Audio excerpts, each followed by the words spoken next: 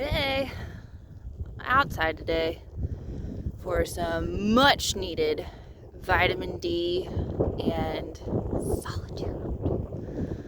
I'm at Masterson Station Park. It's one of my favorites because A, it's like right across the street from the house. So convenient. And B, because nobody's ever here. It's usually just me, maybe some people riding horses. That's it. Sweet. So it's nice. I come out here a lot. I've got quite a few favorite spots. This is my favorite trees. And today is my last day before I get my port put in. So I thought, what would I want to do on my last day as a normal person? And it was walk outside. So that's what I'm doing. I'm just taking a little rest now by this tree. Last time I posted was on Tuesday, like an hour before I had to go get the Zoladex shot.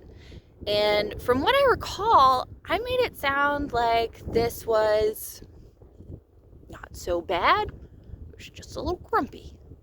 But when I revisit that day, it was awful. Oh my God, it sucked so bad. Whew. I think a lot of the suck was honestly because I wasn't expecting it. I don't know what I expected, but they made it sound like I would just pop right up after that IVF surgery. They were like, you should be back up to your normal activities tomorrow. Like, okay, cool. So I'm just gonna sleep through today, and then tomorrow will be a breeze, back on it, be a person again a while before chemo starts. And that was not the case. I was good on Monday because they gave me the good drugs, and then those good drugs were off. And I found, after some experimentation, that extra strength Tylenol did not touch it. Ibuprofen though, that worked a lot better. So I've been just on ibuprofen now instead of like the ibuprofen Tylenol back and forth. But anywho, so yeah, Thursday was not so bad until I had to get up and move. Oh, excuse me. And yeah, so my husband came home and he drove me to go get that shot.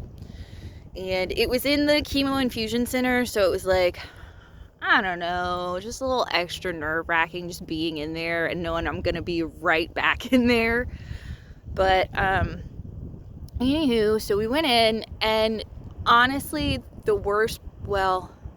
all of it was the worst. All of it was bad. But on the way over, it's just like, the bumps in the road, the potholes. Lexington has so many potholes. It wouldn't feel like home without them, and that just sucked for me because my entire torso hurt. The whole thing. Mostly like ribs down, but yeah, I wasn't doing good, and there was a lot of jiggling and uncontrolled movement during those car rides, and that jostled me such a way that by the time we got there, I was crying, and then I went in and I threw up, and then after that I got the Zoladex shot. And honestly, the shot itself, not so bad. It wasn't any different than the IVF shots. And Jason's getting to be quite the cheerleader, so yeah, I champed it out. And then we had to drive back home. So we drove back home, and that also sucked. A lot. Well, I don't know. Sometimes when you throw up, you feel better, right? And that's kind of how that drive home was. Like, I I knew that there wasn't anything left to throw up, so I probably wouldn't throw up, logically. So that helped a little bit on the way home, but yeah, the rest of Tuesday was absolutely awful. I woke up in the middle of the night, and it was every 2 hours, ibuprofen, Tylenol. Well, the middle of the night is around the time when I realized that Tylenol does nothing. But I kind of just wish they would have told me that. Just straight up, look, man, expect to be down for a couple of days, right? We're sticking a needle up your hoo-ha. It's not just going to be, back to hopping and skipping and jumping. No, it is most definitely not. IVFs, it sucks. It sucks so much. And you know what? It's kind of unfair, because I'm going to have to do that whole thing again when it's time to put our little embryos back in. And all Jason had to do, despite being an amazing cheerleader, and that is part of his job now, and I'll tell him, I'll be like, all right, need some cheerleading, give me something, come on here. And he'll start his cheers. But he just had to jack off in a cup and poof, babies. I mean, not poof babies, but yeah. Whew. IVF is a lot of work, which makes me honestly a little bit scared of pregnancy, because that's going to be a lot of work. But hey, after chemo, should be a breeze, right? Oh, so anywho,